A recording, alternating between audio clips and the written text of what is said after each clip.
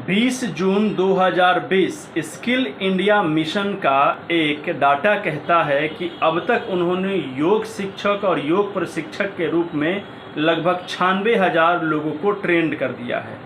और इन 3 सालों के बाद लगभग और 4 लाख से ज़्यादा ट्रेंड हो चुके हैं। यानी कि करीब 4 लाख योग शिक्षक जो प्राकृतिक चिकित्सा के अंग हैं खुद को संघर्ष कर रहे हैं आगे डेवलप करने के लिए। इनके पास एक बड़ी समस्या क्या है, सुबह में और शाम में ये अपनी योग की क्लासेस तो दे देते हैं, योग का सेशन तो दे देते हैं, बाकी बीच का बचा हुआ एक लंबा समय हम उसका सदुपयोग नहीं कर पाते हैं। ये पहली प्रॉब्लम है। दूसरी प्रॉब्लम ये है कि वो योग वैसे ही लोग कर पाते हैं जिनकी फिजिकल एक्टिविटी करने में कोई समस्या नहीं है, लेकिन बहुत ज़्यादा बीमार होने पे वो नहीं कर पा और इस तरीके से वो लोग हमारे टारगेट ऑडियंस से दूर चले जाते हैं। तो ये 2 बड़ी समस्याएं हैं। दिसंबर का जो आयोजन किया गया आयुष उद्यमी एक्सपो, जिसमें प्राकृतिक चिकित्सा में रोजगार के अवसर पे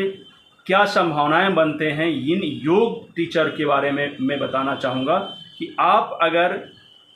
इस प्रशिक्षण का पार्ट बनते हैं तो आप ये सीखेंगे कि किस तरीके से हमारा बीच का बचा हुआ समय को हम सदुपयोग कर सकते हैं और जिस टारगेट ऑडियंस तक मैं नहीं पहुंच पा रहा हूं क्योंकि उन फिजिकल कमजोरी की वजह से, वीकनेस की वजह से, तो उनको कोई दूसरा थेरेपी देकर कैसे हम अपने साथ में ले सकते हैं और एक बड़ा अर्निंग का पार्ट बना सकते हैं। तो हमारे साथ जुड़िए, हमारे इस कार्यक्रम के साथ जुड़िए, क्योंकि भारत सरकार के एमएससी डिपार्टमेंट आपको सिखाएगी कि कैसे आप खुद अपने स्तर से काम कर सकते हैं और सरकार कैसे आपको सपोर्ट करेगी। तो बहुत कुछ ही सीट बचे हुए हैं, जाकर देखिए और आप खुद को रजिस्टर करें और दूसरे लोगों को भी शेयर करें। धन्यवाद।